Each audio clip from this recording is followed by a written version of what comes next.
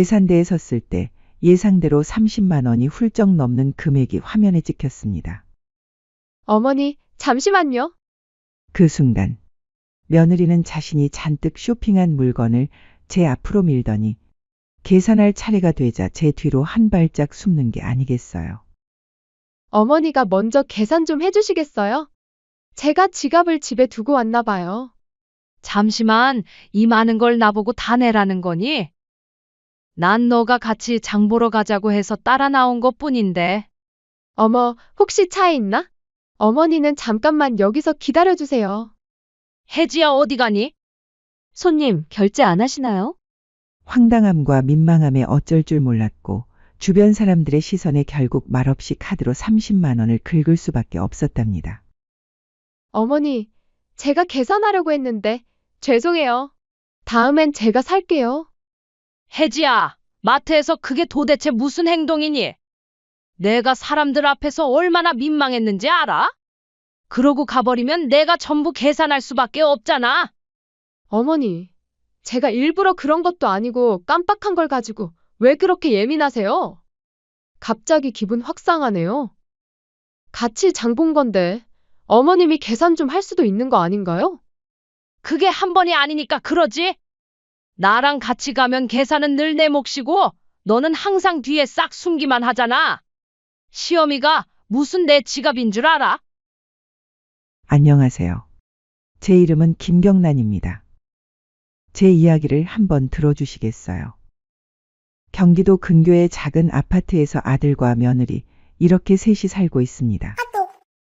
아들 정수와 며느리 혜지는 결혼한 지 이제 5년 차인데 작년 가을 아들 내외가 전세 만기로 집을 옮겨야 할 시점이었어요. 그때 두 사람이 먼저 합가를 제안했습니다. 어머니, 저희가 어머니와 함께 살면서 더 가까워졌으면 좋겠어요. 돈도 빨리 모으고 싶고, 작은 전셋집에서 벗어나 넓은 집에서 살고 싶기도 하고요. 아들이 환하게 웃으며 말했을 때 저는 처음엔 망설였죠. 저도 혼자만의 삶이 익숙했는데 과연 괜찮을까 싶었으니까요. 하지만 바쁘게 사는 자식에게 도움이 되면 좋겠다는 순수한 마음에 결국 고개를 끄덕였어요. 그래. 가족이니까 함께 사는 것도 나쁘지 않겠구나. 처음엔 오히려 고부간의 정을 쌓을 기회가 되겠지 하고 기대도 했습니다. 아들은 바쁘고 며느리와 깊은 대화를 나눌 기회가 많지 않았는데 함께 살면서 서로를 더 잘 알게 되지 않을까 싶었거든요. 하지만 합가는 제 예상과는 너무나 달랐어요. 특히 며느리와의 평범한 장보기가 그런 큰 화를 불러일으킬지. 그땐 정말 상상조차 하지 못했답니다. 평범한 어느 날 오후 며느리가 제게 다가와 환하게 웃었어요. 어머니, 저 오늘 마트에서 장 좀 보려고 하는데 어머니도 같이 가요. 오랜만에 같이 외출도 하면 좋잖아요. 며느리의 갑작스러운 제안에 저는 조금 놀랐습니다. 사실 전업주부인 며느리는 저와 사이가 좋지 않은 편이었거든요. 평소에 시어머니와 같이 있으면 대놓고 불편하고 싫은 티를 내며 교묘하게 저를 따돌리고 무시하는 듯한 느낌을 주곤 했어요. 한 번은 제가 화장실을 쓰려고 하면 어머니, 제가 먼저 쓸게요라며 새치기를 하거나 제가 TV를 보고 있으면 어머니, 이거 재미없지 않아요? 다른 걸로 바꿀게요라며 멋대로 채널을 돌려버리곤 했습니다. 심지어 제가 거실에 앉아 있으면 어머니, 방에서 쉬시는 게 어때요? 라며 은근히 저를 내쫓으려 하기도 했죠. 이런 며느리가 갑자기 함께 외출하자고 제안하니 의외였지만 그래, 이런 시간도 필요하지 싶어 선뜻 나서기로 했어요. 혹시나 며느리와의 관계가 좋아질 수 있는 기회가 되지 않을까 하는 작은 기대도 품었습니다. 그럼 같이 가자꾸나. 근데 나는 필요한 게 별로 없는데. 며느리는 손을 흔들며 말했습니다. 아니에요, 어머니. 가서 보면서 필요한 거 사면 되죠? 그게 더 재미는 거예요. 대형마트에 들어서자 며느리는 커다란 쇼핑카트 하나를 끌고 오더니 제게 팔짱을 끼며 말했어요. 어머니, 오늘 냉장고 한번 꽉 채워봐요. 저는 그 말에 속으로 말은 그래도 얼마나 사겠어 하는 의구심이 들었지만 겉으로는 아무렇지 않게 웃으며 카트 뒤를 따랐어요. 며느리는 곧바로 신선식품 코너로 향하더니 제 예상을 훨씬 뛰어넘는 모습으로 카트를 채우기 시작했습니다. 제가 보기에도 지나치게 비싸 보이는 고급 제철 해산물이며 과일 코너에서는 비싼 수입 과일들을 주저없이 카트에 담더군요. 어머니, 이거 신선한 거 좀 봐요. 오빠도 아주 좋아하겠어요. 저는 혜지야, 그건 너무 비싸지 않니? 하고 조심스레 말려봤지만 며느리는 제 말을 귀담아 듣지 않았습니다. 오히려 그 자리에서 한 개도 아닌 4개씩 담으며 말했어요. 어머니, 이런 것도 가끔 먹어줘야 건강에 좋아요. 아끼다가 몸 상하면 안 되잖아요. 그 다음엔 식료품 코너를 넘어 가전용품 코너로 가서는 커피 머신을 통째로 카트에 넣는가 하면 유명 브랜드의 프리미엄 영양제까지 집어들더군요. 어머니, 나이 들수록 영양제는 꼭 필요하대요. 순간 저는 장을 보러 온 게 아니라 살림을 장만하러 온 건가. 의심이 들 정도로 지나치다고 생각했지만 하지만 제 아무리 시어머니라도 내 돈도 아니고 아들네 집안 사정인데 내가 너무 간섭하면 안 된다.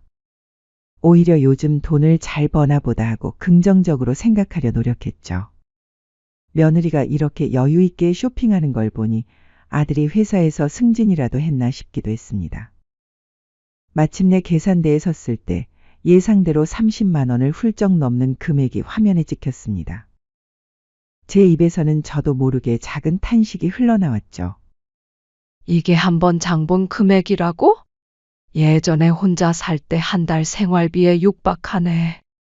그때 며느리의 눈빛에서 뭔가 어색한 기운을 느꼈습니다. 어머니, 잠시만요.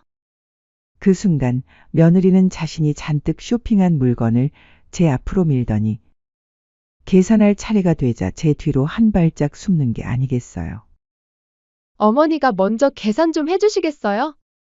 제가 지갑을 집에 두고 왔나 봐요. 저는 황당해하며 말했습니다. 잠시만, 이 많은 걸 나보고 다 내라는 거니? 난 너가 같이 장 보러 가자고 해서 따라 나온 거고, 내가 산 건 파랑 콩나물 하나가 전부잖아. 며느리는 곤란한 표정으로 대답했어요. 혹시 차에 있나? 한번 갔다 와 볼게요. 어머니 잠깐만 여기서 기다려주세요. 예, 혜지야 어디 가니? 그러고는 며느리는 황급히 계산대에서 휙 떠나는 게 아니겠어요. 제 뒤로는 기다리는 손님들의 긴 줄이 늘어서 있었고 여기저기서 웅성거리는 소리와 함께 불만의 목소리가 터져나왔습니다. 아, 언제 계산 다 되냐고요? 뒤에 줄 서 있는 거 안 보여요. 빨리빨리 좀 해요. 뒤에 줄 서 있던 중년의 여자분이 혀를 차며 중얼거리는 소리까지 들렸어요. 그 순간 제 얼굴은 화끈거렸고 몸이 덜덜 떨렸습니다. 계산원은 무표정하게 카드 리더기를 내밀며 물었죠. 손님, 결제 안 하시나요? 황당함과 민망함에 어쩔 줄 몰랐고 주변 사람들의 시선에 결국 저는 말없이 카드를 긁을 수밖에 없었답니다. 그 찝찝한 계산이 제 마음에 돌덩이처럼 박혔고 그날 마트에서의 기억은 잊을 수 없는 악몽으로 남게 되었어요. 푸, 그런데 멀리서 들리는 소리에 고개를 들어보니 며느리가 고개를 빼꼼 내밀고는 제가 당황한 모습을 보며 씩 웃고 있는 게 아니겠어요. 그 표정을 본 순간 제 심장은 바닥으로 쿵하고 떨어지는 것 같았습니다. 지갑을 두고 왔다는 건 순거짓말이었구나. 처음부터 며느리는 계산할 생각도 없었고, 내가 계산하게 만들려는 속셈이었어? 분노와 모멸감이 한꺼번에 밀려왔습니다. 집으로 돌아오는 길, 며느리는 마치 아무 일도 없었다는 듯 말했어요. 어머니, 제가 계산하려고 했는데 죄송해요. 다음엔 제가 살게요. 하지만 저는 한마디도 대답할 수 없었어요. 목구멍까지 올라온 분노와 억울함을 억지로 삼키며 창밖만 바라보고 있을 뿐이었습니다. 집에 도착해서도 며느리는 여전히 밝은 표정으로 물건들을 정리하며 말했어요. 어머니, 오늘 너무 재밌었죠? 다음에도 같이 장 보러 가요. 마트에서 돌아온 후 제 속은 뜨거운 숯덩이를 삼킨 듯 답답했어요. 며느리의 뻔뻔한 미소가 계속 눈앞에 아른거렸죠. 결국 저는 마트에서 있었던 일을 며느리에게 다시 따졌어요. 혜지야, 어제 마트에서 그게 도대체 무슨 행동이었니? 내가 사람들 앞에서 얼마나 민망했는지 아니? 그러고 가버리면 내가 계산할 수밖에 없었잖아. 제 목소리가 분노로 떨렸지만 며느리는 눈 하나 깜짝 않고 능청스럽게 말했어요. 어머니, 제가 일부러 그런 것도 아니고 진짜 깜빡한 걸 가지고 왜 그렇게 예민하세요? 이에 며느리는 되려 서운하다며 맞받아쳤습니다. 갑자기 기분 확 상하네요.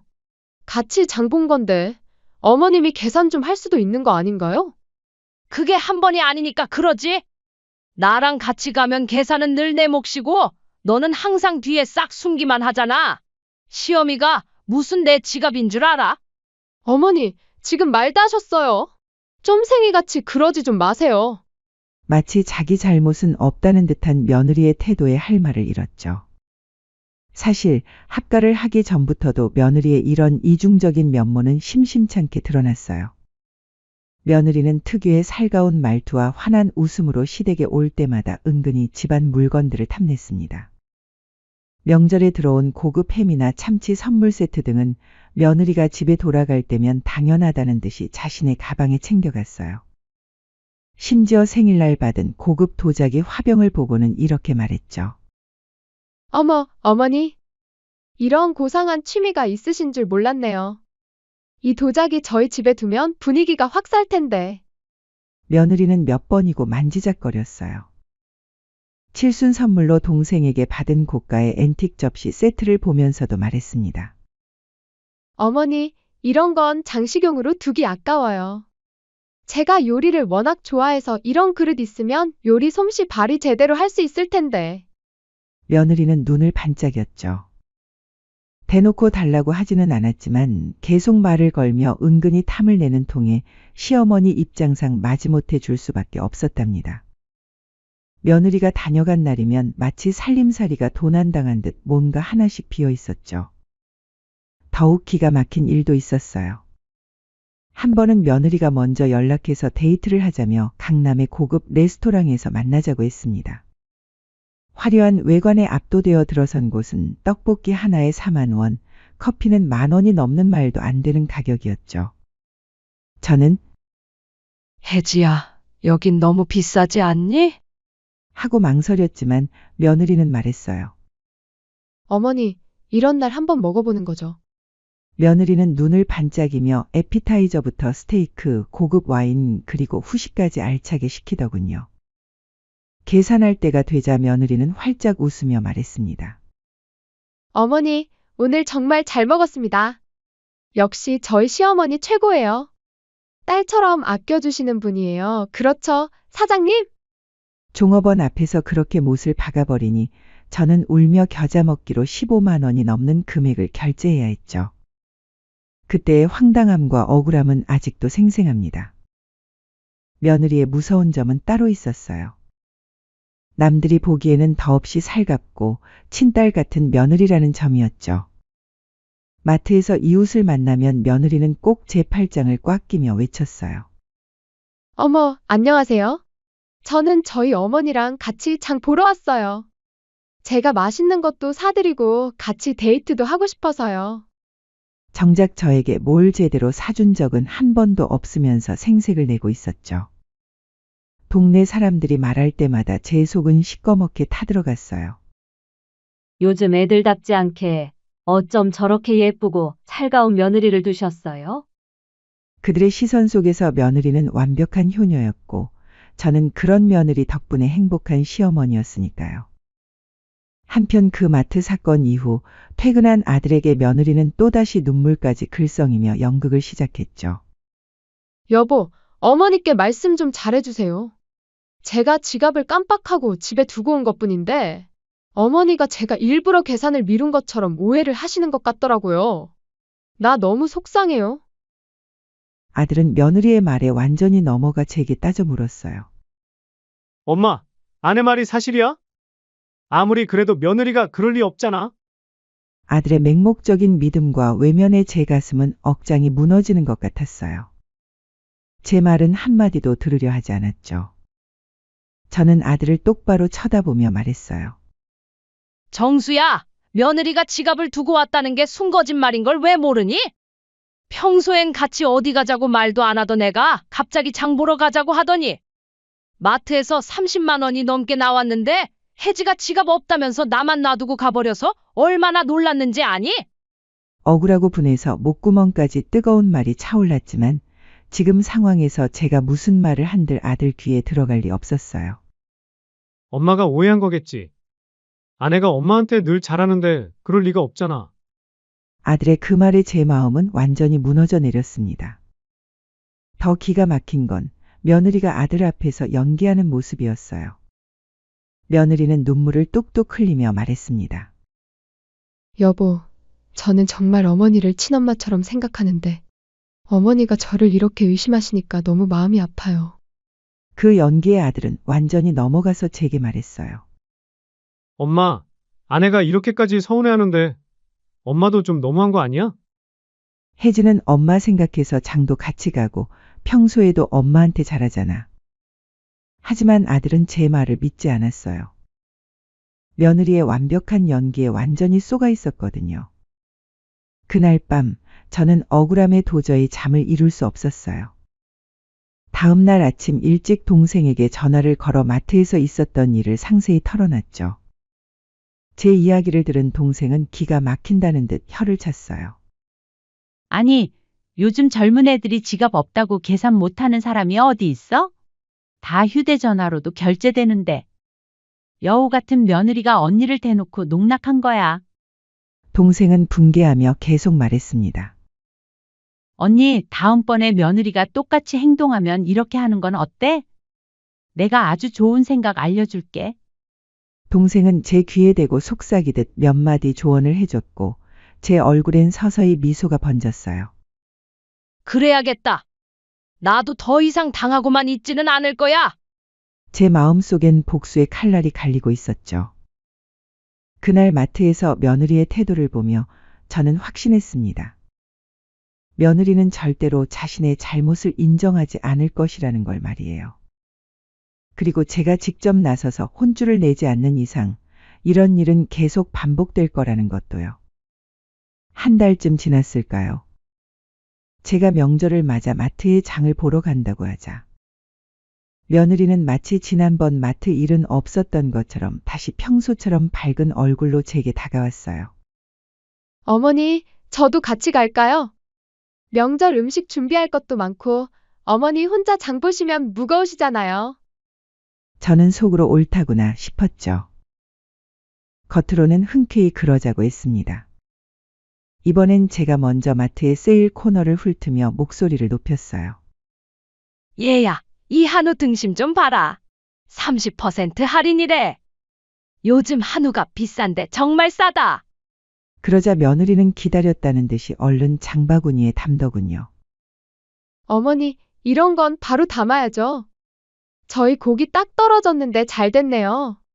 믹스커피, 과일, 냉동식품, 고기 등 제가 살 듯 말 듯 떠보니 며느리는 신이 나서 이것저것 담기 시작했어요.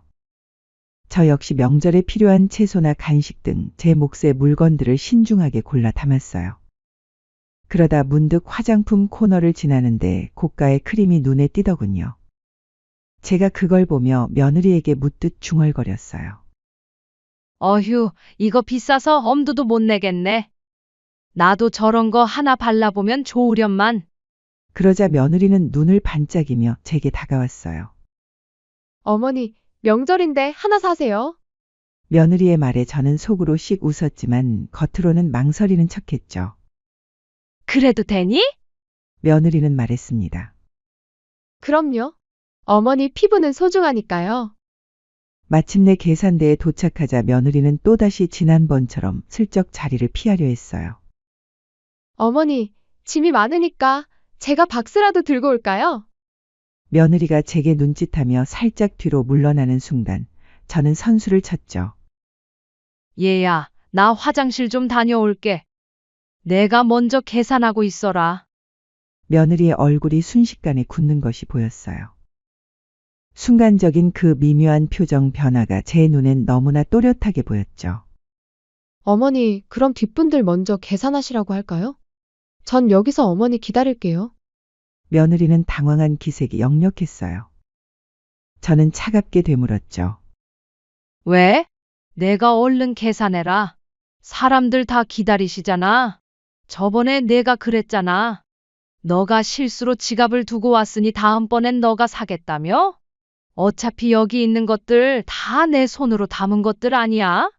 며느리는 또다시 지갑이 없다고 변명했지만 저는 더 이상 속지 않았어요.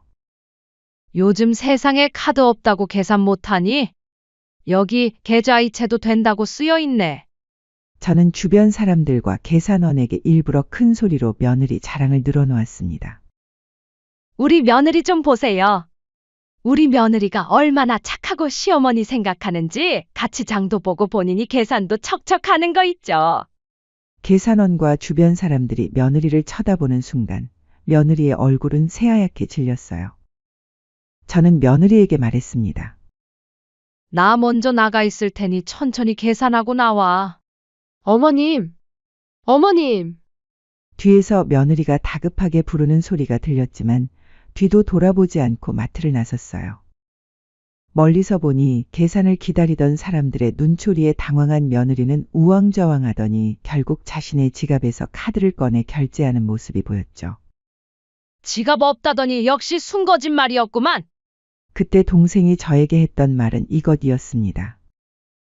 언니, 요즘은 지갑 없어도 휴대폰 하나로 계산 다 되는 시대야. 며느리가 거짓말하는 게 분명한데 언니가 먼저 선수쳐서 그 자리 떠버려. 말로 달래봐야 언니 입만 아파? 지도 똑같이 당해봐야 시험이 무서운 줄 알고 또 안 하지. 동생의 조언대로 며느리에게 꼼짝없이 당했던 지난번과 달리 이번에는 제가 며느리의 허를 찌른 셈이었죠. 마트 주차장에서 기다리며 지켜본 며느리의 모습은 정말 볼만했어요. 속이 다 시원했습니다. 집으로 돌아온 며느리는 제게 씩씩거리며 따졌어요. 어머니, 지금 저 곤란하게 하려고 일부러 그러신 거죠? 아까 계산대에서 얼마나 망신을 당했는지 아세요? 저번에 장 본 거 계산 한 번 한 것 때문에 이러시는 거죠? 아들네한테 돈 쓰는 게 그렇게 아까우세요? 며느리는 자신이 한 짓은 생각도 않고 뻔뻔하게 저를 몰아세웠죠. 저는 뭘 잘못했는지 모르겠다는 듯 태연하게 대응했어요. 나는 그저 지난번에 내가 실수로 지갑을 두고 온 건데 내가 오해하는 게 억울할까 봐. 계산할 기회를 준 건데 그게 왜 화낼 일이니? 며느리는 제 말에 아무 대답도 하지 못하고 분해서 씩씩거렸어요. 밤에 아들 정수가 돌아오자 며느리는 또다시 쪼르르 일러바쳤죠. 아들이 제게 따지려 하자 저는 그동안 준비해둔 것들을 꺼냈습니다. 정수야, 이것 좀 봐라. 저는 그동안 마트에서 결제하며 받아온 모든 영수증 내역을 보여줬어요. 이게 다 내 카드로 결제된 내역이란다. 전부 내 아내가 산 물건들인데 왜 내가 내야 하니? 영수증을 본 아들의 얼굴은 사색이 되었죠. 며느리는 아차 싶은 얼굴로 당황한 기색이 역력했어요. 잠깐, 당신 매달 생활비하라고 준 돈은 다 어디에 썼어? 분명 장보고 우리 엄마한테 밥도 사고 선물도 사느라 많이 나왔다고 했잖아? 여보, 그게 아니라. 하지만 제 복수는 여기서 끝나지 않았어요. 저는 며느리의 모든 거짓말을 폭로할 준비를 마쳤거든요. 정수야, 내가 혹시나 해서 마트 CCTV 영상도 받아왔단다. 내 아내가 나를 거기다 버리고 갈 때 어떤 표정이었는지 내 눈으로 직접 확인해 보렴. 화면에 마트 CCTV 영상이 재생되자 며느리가 계산대 앞에 저를 두고 가는 장면이 포착되었고 그 순간 며느리의 얼굴은 완전히 하얗게 질렸습니다. 아니, 이건 어떡해. 며느리가 떨리는 목소리로 중얼거리는 순간 아들은 폭발했어요. 당신 이게 다 뭐야? 그동안 나를 감쪽같이 속인 거야? 며느리는 이제 완전히 궁지에 몰렸습니다. 더 이상 변명할 여지도 없었죠. 모든 증거가 명백했으니까요. 여보, 아니에요. 다 오해예요. 전부 어머니가. 며느리가 울먹이며 변명하려 했지만 아들은 더 이상 들으려 하지 않았어요. 그만해. 이제 내 말은 하나도 믿을 수 없어. 그동안 참고 참았던 모든 분노와 억울함이 한순간에 해소되는 기분이었어요. 영상을 본 아들은 충격과 분노에 며느리에게 크게 실망했고 제게 용서를 구하며 완전히 제 편이 되어주었답니다. 엄마, 죄송해요. 아내가 평소에 엄마 너무 좋다고 친엄마 같다고 저한테 항상 말하고 아내가 엄마한테 잘해주고 있는 줄 알았어요. 근데 설마 그게 다 거짓일 줄이야. 아들은 며느리에게 호통을 쳤습니다. 당장 우리 엄마께 사과드려 얼른. 며느리는 울면서 제 앞에 무릎을 꿇었어요. 어머니, 죄송해요. 제가 정말 잘못했어요. 제발 용서해 주세요. 저는 차갑게 내려다보며 말했습니다. 내가 뭐라 할 때는 눈 하나 깜빡 안 하더니 다 들통나니까 이제 와서 용서를 빌어? 그럼 내가 그래 용서할게 할 줄 알았어? 넌 아직도 시애미가 호구로 보이니? 며느리는 고개도 들지 못하고 떨기만 했습니다. 아니에요. 제가 잠시 미쳤었나 봐요. 며느리는 찍소리도 못하고 바닥만 바라보며 흐느꼈죠. 이어지는 아들의 추궁에 며느리의 이중적인 실체는 모조리 드러났어요. 아들은 일이 바쁘고 출장도 잦아서 그동안 경제권을 며느리에게 맡겨놓은 상태였고 가정 살림에 신경을 자주 못 썼죠. 그 틈을 타 며느리는 필요한 장보기와 집안 물건 구매는 모두 제 돈으로 해결하고 아들이 매달 생활비하라고 준 돈은 고스란히 자신의 사치를 위해 쓰고 있었던 거예요. 카드 명세서를 확인해 보니 해외 명품점에서 수백만 원을 결제한대요. 강남의 고급 레스토랑에서 친구들과 모임을 가진대요. 심지어 평일 낮 시간에 피부 관리실에서 거액을 지불한 내역까지 상세히 찍혀 있었어요. 이게 뭐야? 명품 매장에서 250만 원? 이날은 내가 출장 간 날이잖아. 여보, 그건 저도 이런 사실은 전혀 몰랐던 터라 충격이었습니다. 저와 있을 때 계산을 미루고 물건을 탐내는 것까지는 알았지만 설마 이런 짓까지 하고 있을 줄은 꿈에도 몰랐거든요. 아들이 회사에서 죽어라 일하고 있을 바로 그 시간에 며느리는 아들의 피 같은 돈으로 자신을 치장하고 호화로운 유흥을 즐기고 있었던 거죠. 여보, 정말 죄송해요. 제발 한 번만 기회를 주세요. 며느리는 무릎을 꿇고 바닥에 엎드려 울먹이며 빌었습니다. 눈물과 콧물을 줄줄 흘리며 완전히 초라한 모습이었어요. 며느리가 울먹이며 변명했지만 아들은 더 이상 며느리의 거짓말에 속지 않았어요. 분노에 찬 목소리로 말했습니다. 이제부터 당신한테 준 카드는 모두 압수야. 그리고 모든 경제권은 앞으로 내가 관리할 거야. 뿐만 아니라 며느리에게 매주 가계부를 써서 자신과 제게 보고할 것을 명령했죠. 큰 금액을 결제할 때는 반드시 제 허락을 받도록 함으로써 제 권위도 확실히 세워주었고요. 며느리는 처음엔 반발했습니다. 매번 어머니한테 허락을 받으라고요? 말도 안 돼요. 하지만 아들은 단호하게 말했어요. 아직 정신 덜 차렸지? 믿고 돈을 줬더니 몰래 사치를 부려? 이거 회사였으면 공금 횡령으로 쫓겨나는 거야. 당장 이 집에서 쫓겨나고 싶어? 아주 그냥 이혼 도장 찍을까? 아들의 단호한 말에 며느리는 그제야 모든 기세가 꺾인 듯 조용해졌습니다. 아들은 여기서 끝내지 않았어요. 아들은 며느리와 이혼까지 생각했고 며느리를 직접 가정법원 앞까지 끌고 갔습니다. 법원 건물 앞에서 며느리는 완전히 무너졌어요. 그 모습이 어찌나 처량했는지 지나가는 사람들이 쳐다볼 정도였어요. 여보, 제발요. 정말 다시는 안 그럴게요. 이혼만은 안 돼요. 며느리는 그제야 제 앞에서 완전히 기가 죽은 듯 조용히 생활하게 됐어요. 밤낮으로 울고 빌며 다시는 그러지 않겠다고 싹싹 빌었죠. 어머니, 제가 정말 잘못했어요. 앞으로는 어머니 말씀 잘 들을게요. 그리고 제가 가져간 물건들도 다 전부 돌려드릴게요. 며느리는 그날부터 제가 그동안 사준 화장품, 도자기, 옷가지들을 하나하나 다시 가져다 놓았습니다. 며느리는 더 이상 저를 지갑으로 취급하지도 않았고 시키지 않아도 집안일은 모두 자신이 도맡아 하고 물 하나 마시는 것조차 제 눈치를 살피는 모습이 역력했죠. 아침에 일어나면 제 방 앞에서 인사를 드리고 식사 때마다 제가 먹고 싶은 것을 물어보며 심지어 TV 채널도 제 취향에 맞춰주었습니다. 하지만 며느리의 진짜 몰락은 집안뿐만 아니라 밖에서도 이어졌어요. 돈을 펑펑 쓰며 친구들 앞에서 사치를 부리던 며느리의 태도가 급격히 바뀌자 며느리의 친구들 사이에서도 궁금증을 넘어 노골적인 의심의 소문이 퍼지기 시작했습니다. 혜지 요즘 왜 저래? 맨날 같은 옷만 입고 매일 싸구려 카페만 가더라? 야, 너희 그 소문 못 들었어? 시어머니 등골 빼먹다가 돈줄 끊겼다는 얘기가 파다하던데.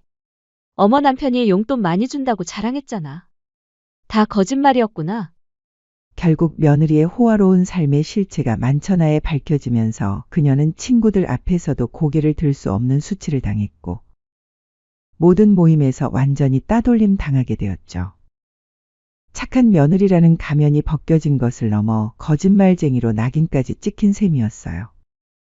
말 그대로 사회적으로 매장당한 것이나 다름없었습니다. 모든 것을 잃은 며느리는 아들이 이혼을 하는 대신 취직해서 생활비를 벌어오라는 조건 때문에 곧 작은 회사의 경리로 취직하며 돈을 직접 벌어보는 힘겨움을 경험하게 되었습니다. 매일 새벽 6시에 일어나 출근 준비를 하고 밤늦게 집에 돌아와서는 지쳐서 쓰러질 정도였어요. 직장에서도 일이 쉽지 않았습니다. 혜지 씨, 또 계산이 틀렸네요. 죄송합니다, 부장님. 다시 하겠습니다. 벌써 3번째예요. 집중 좀 하세요. 이런 쉬운 일도 하나 못하면서 뻔뻔하게 무슨 월급을 받겠다고. 며느리는 고된 직장 생활을 통해 돈의 소중함과 자신의 행동이 얼마나 잘못되었는지 깨닫게 되었죠. 며느리는 눈물은 후회로 가득했지만 이미 때늦은 깨달음이었습니다. 몇 달이 지난 후 저는 중요한 결정을 내렸어요. 아들과 며느리를 불러내어 말했습니다. 이제 너희 둘이서 너희 가정을 온전히 꾸려나갈 때가 된 것 같구나. 이 집은 이제 내가 혼자 쓸 테니 너희는 경제적으로 독립해서 새로운 보금자리를 찾아가거라. 아들은 당황하며 말했어요. 엄마, 그 일 때문에 그러는 거라면 제가 아내 단속 단단히 할 테니까 걱정 마세요. 저는 미소를 지으며 대답했습니다. 꼭 그 일 때문만은 아니란다. 너무 가까이 지내니까 서운할 일도 더 생기는 거야. 자식이고 가족이라도 결혼했으면 적당한 거리를 두고 사는 게 서로에게 좋을 것 같다. 아들과 며느리는 아무 말 없이 고개를 숙였고 며칠 뒤 조용히 이 집을 떠났습니다. 저는 비로소 진정한 평화를 찾았죠. 적절한 거리가 오히려 저에게 더 큰 편안함을 준다는 것을 깨달았으니까요. 가끔 며느리가 화해의 의미로 갈비 세트나 제가 좋아하는 반찬을 보내오긴 했지만 저는 더 이상 가까워지기를 원치 않았어요. 전화나 문자에는 짧게 답하고 만남은 정중히 거절했죠. 며느리는 섭섭해하기도 했지만 저는 확고했습니다. 자식과 가까이 하기보단 적당한 거리가 있는 게 좋다는 것을 깨달았거든요. 한 해가 지나고 며느리는 정말로 달라진 모습을 보여주었습니다. 꼬박꼬박 맞벌이로 돈을 벌어오고 저에게 뭔가를 요구하는 태도도 아예 사라진 모습을 보여주었다는 소식을 들었어요. 하지만 저는 여전히 거리를 유지했습니다. 제 인생에서 불필요한 마찰 없이 조용하고 평온한 일상을 보내는 것이 가장 소중하다는 것을 알았으니까요. 제 자리를 굳건히 지키고 스스로의 삶을 영위하는 것. 그것이 제가 며느리와의 전쟁을 통해 얻은 가장 값진 깨달음이었습니다.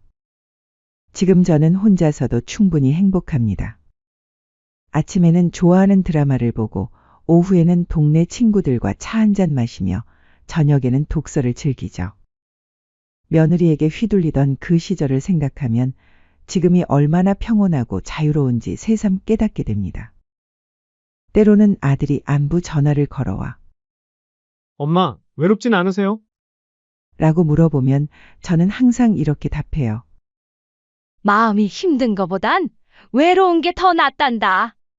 엄마는 지금이 가장 행복해. 그리고 정말로 그렇습니다. 제가 며느리와의 갈등을 통해 배운 것은 때로는 거리를 두는 것이 진정한 사랑이라는 것이었어요. 서로를 존중하며 각자의 삶을 살아가는 것, 그것이 진정한 가족의 모습이 아닐까 싶습니다. 사연은 여기까지였습니다. 구독, 좋아요, 댓글은 무료이며 영상 제작에 큰 힘이 됩니다.